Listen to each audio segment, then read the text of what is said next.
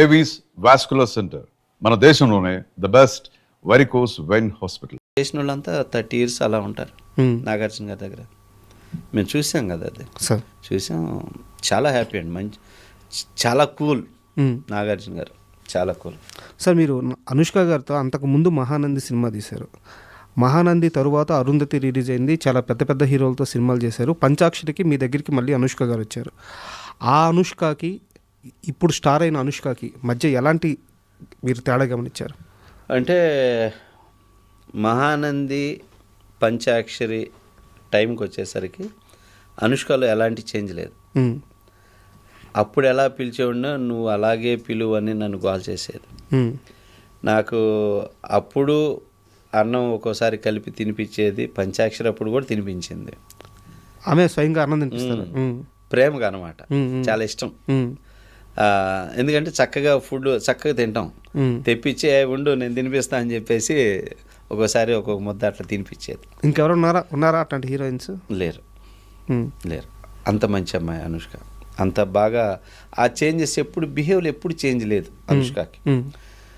తర్వాత ఇక స్టార్ హీరోలని అటు వెళ్ళి నాకు కొంచెం తన నడవడికలో తేడా వచ్చింది అనిపించింది. పర్సనల్గా చాలా మంచి అమ్మాయి, అప్పుడు ఇప్పుడు ఎప్పుడు చాలా మంచి అమ్మాయి. బట్ అంటే కొంచెం ఆ మెయింటైన్ చేయాలి, పెద్దవాళ్ళలోకి వెళ్ళాను కదా అని అలా మెయింటైన్ చేయాలన్న దగ్గర ఏదన్నా చేంజ్ అయ్యి ఉంటుంది. మీకేమన్నా ఒక బ్యాడ్ ఎక్స్పీరియన్స్ ఉందా? లేదు, చేస్తలేదు. అలా ఎందుకు అనిపించింది మరి? అంటే మామూలుగా చూస్తుంటాం కదా, అంతే. లేదు, నన్ను ఎప్పుడూ చాలా బాగా చూసింది. ఓకే. అయ్యా ఎప్పుడు కనపడితే నన్ను గట్టిగా హక్ చేసుకుంటుంది. నన్ను చిన్నపిల్లల్లా చూసిద్ది, చిన్నపిల్లల్లా చూసిద్ది. చాలా మంచిది. అందులో అస్సలు అలాంటి హీరోయిన్ లేనే లేదు సార్. అంత మంచి అమ్మాయి, నో డౌట్ అది సార్. బట్ బిహేవ్లో ఎప్పుడు చేంజ్ లేదు అమ్మాయికి, అప్పుడు ఇప్పుడు ఎప్పుడు. కాకపోతే ఏంటంటే ఈ హీరోయిన్స్ కానీ హీరోలు కానీ ఏంటంటే కుక్కను చూసి నక్క వాత పెట్టుకుంది అనేది. అంటే నేను హీరో అయితే ఇలా మెయింటైన్ చేయాలి, ఓ పెద్ద స్టార్ అయి నాకు ఇట్లా మెయింటైన్ చేయాలి అనే బిహేవ్కి వెళ్తారు కదా. అవునవును. అలాంటిది మెయింటైన్కి వెళ్ళింది అనేది తప్పితే వేరే కాదు. అర్థమైంది సార్. నేచర్ అన్నీ తెలిసినోడు ఏంటంటే అలా ఉంటాడు. అది సార్, ఇండస్ట్రీలో వి సముద్ర అంటే ఒక అజాత శత్రువు. ఆయనకి ఎవరు శత్రువులు ఉండరు, ఎవరితో ఇష్యూస్ పెట్టుకోరు. కానీ అలాంటి సముద్రాన్ని సురేష్ బాబు చాలా చాలా చాలా ఇబ్బంది పెట్టాడు. చాలాసార్లు తిప్పాడు.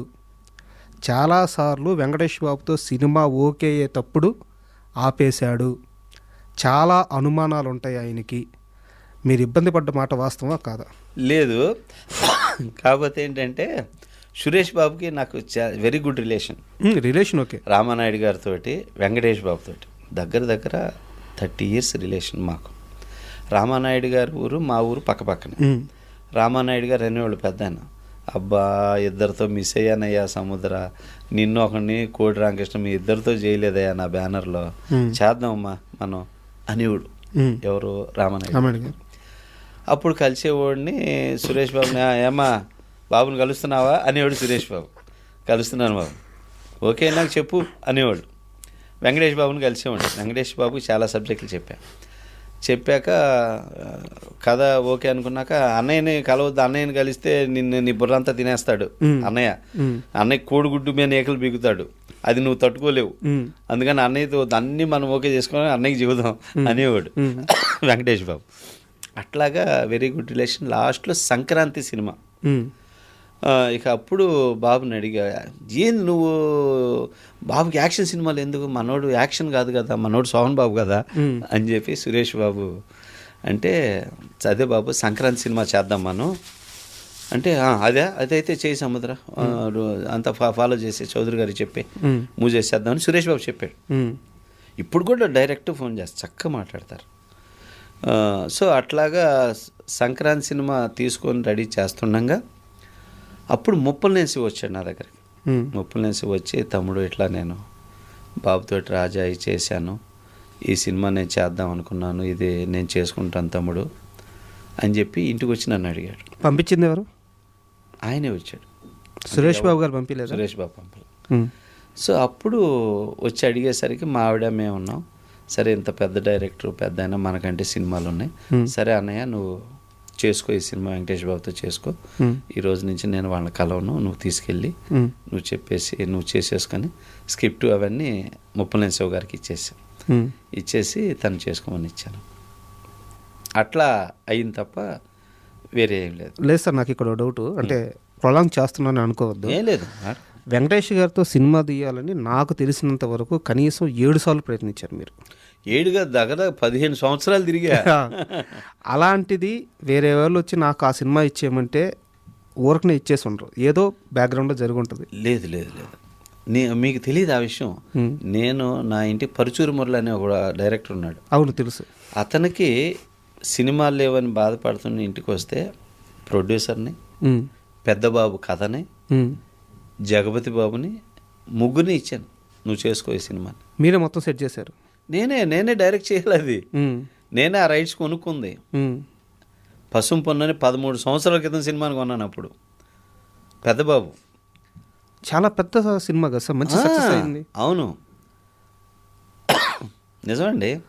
అట్లా నేను ఇచ్చాను. జగత్ బాబుకి తెలుసు, ఎంఎల్ కుమార్ చౌదరికి తెలుసు, ఆడికి తెలుసు, మురళికి. కాకపోతే ఆడు మేము ఫ్రెండ్స్.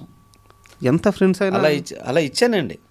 అలా ఒకళ్ళు వచ్చి నేను ఇలా చేసుకుంటాను ఇది కావాలని నేను చేసే టైంలో అడిగినప్పుడు లేదు అని నా నోటి నుంచి రాలా ఎప్పుడు. ఇంకొకళ్ళు వచ్చి పలానా ప్రొడ్యూసర్ చెప్పండి సార్ ఇట్లా అన్నప్పుడు లేదు, నా ప్రయత్నం నేను చేయాలి అని ఇచ్చాను నేను. నిజమండి ఇది. ఏం సంపాదించారు ఇంత మంచితనంతో ఇండస్ట్రీలో? ఇన్ని సంవత్సరాలు ట్రావెల్ అవుతున్నానుగా చక్కగా, ఇక్కడ హ్యాపీగా ఉన్నా, చక్కగా ఇంకా 10 years ట్రావెల్ అవుతాను. ఇప్పుడు 6 సినిమాలు ప్రాజెక్టులు ఉన్నాయి. మీరు లైన్అప్లో చాలా సినిమాలు ఉన్నాయి, మాట్లాడదాం వాటి గురించి. జరుగుతున్నాయి. అట్లాగే నాకంటూ ఒక మంచి పేరు ఉంది. బట్ నేను ఏ టాప్ హీరో మీనో లేకపోతే ఎవరి మీద డిపెండ్ అవ్వాల. నా కథల్ని, నా రూట్నే నేను నమ్ముకొని వెళ్తున్నా. ఇంకా 10 years స్టఫ్ ఉంది నాకు సార్. ఇంకా కంటిన్యూ 5 సంవత్సరాల వరకు రిలీజ్ ఉన్నాయి నా సినిమాలు సార్. ఇంకెంతకంటే ఏం కావాలి? మీరు ఇన్ని సహాయాలు ఎవరికైతే చేశారో వాళ్ళందరికీ ఈరోజు ఆ కృతజ్ఞత ఉందా? మనసులో ఉన్నాయి. సహాయం చేసింది చెప్పాలని మనం ఏం కోరుకోంగా సార్. మనం చేసే అది మనకు తృప్తి ఉంది, చాలు, లివ్ ఇట్, అంతే. 3 సినిమాలు చేశారు సార్ తారక రత్న గారు. ఒకసారి ఆ సినిమా పేర్లు చెప్తారు? ఒకటి ఫస్ట్ తారక్తో చేసింది వెంకటాద్రి. తర్వాత కాకతీయుడు అనే సినిమా. మూడోది జైసేన. సార్. జైసేనలో క్యారెక్టర్ చేసింది, అది నా కోసం గెస్ట్ అపీరెన్స్ చేశాడు. సార్. వెంకటాద్రి వచ్చి రామకృష్ణ స్టూడియోస్ వాళ్ళ బ్యానర్లోనే తారక రత్న గారి నాన్నగారి ప్రొడ్యూసర్గా ప్రసన్న గారు అండ్ మోహన్ కృష్ణ గారు కలిసి చేశారు ఆ బ్యానర్లో. అది వాళ్ళ ప్రాఫిట్ సినిమా. వెంకటాద్రి. అవును, వెంకటాద్రి ప్రాఫిట్ సినిమా. అదే అంటే నెక్స్ట్ క్వశ్చన్ కూడా అదే. వెంకటాద్రి కంటెంట్ వైజ్ బాగుంటుంది, అండ్ ప్రాఫిట్ అంటే మీరు అమ్మిన తర్వాత డిస్ట్రిబ్యూటర్లు కొంచెం కొన్ని ఏరియాలు అటు ఇటు అయినా కానీ ఓవరాల్గా ప్రాఫిట్ వచ్చింది. శాటిలైట్ మంచి రేట్ పడింది, కాకపోతే చాలా తక్కువ బడ్జెట్లో అంతా హై లెవెల్. అవును. అయితే తారక రత్న గారికి చివరి వరకు ఆయన అనుకున్న పెద్ద సక్సెస్ అనేది ఒకటి ఉంటుంది కదా. అవును, అది దొరకలేదు. నిజమే. ఎప్పుడైనా బాధపడ్డారా? అది నా దగ్గర అయితే చాలా, అన్నయ్య పెద్ద హిట్ కొట్టాలన్నయ్య, నాకు ఎవరి మీద నమ్మకం లేదన్నయ్య, నువ్వే అన్నయ్య మనం చేద్దామని. నేను తన కోసం చేసిందే వరదరాజు గోవిందం సినిమా. ఇప్పుడు ప్రజెంట్ రిలీజ్ కాబోయే సినిమా వరదరాజు గోవిందం అనే సినిమా తన కోసం చేసింది. తను ఇంకొక 10 రోజుల్లో చనిపోతాడు అనగా 3 lakhs అడ్వాన్స్ కూడా ఇచ్చాను అనమాట. ఇచ్చి ఆ గడ్డం అంతా డిఫరెంట్ చేద్దాం ఈసారి అంటే ఆ గడ్డం అంతా పెంచాడు అనమాట. చనిపోయేటప్పుడు గడ్డం భలే ఉంటాడు. అదంతా చేసాము. ఫోటో సెక్షన్ చేయాలి అంటే యోగార్జునకి వెళ్ళేసి వచ్చాక చేద్దాం అన్నయ్య అని చెప్పేసి ఇంకొక పొద్దున్నే బయలుదేరతాడు యోగార్జునకి. ఫోన్ చేశా, ఎన్నింటికి బయలుదేరుతాం, నువ్వు నన్ను ఇక్కడ కూడా ప్రశాంతంగా ఉన్నాయివా, బాగా జోకులు వేస్తాడులే, వచ్చేస్తాను అన్నయ్య హ్యాపీగా ఇది చూసుకొని ఈ అయిపోగానే నైట్ బయలుదేరుతాను అన్నాడు. బాగా ఫ్రెండ్ నాకు, బాగా ఫ్రెండ్.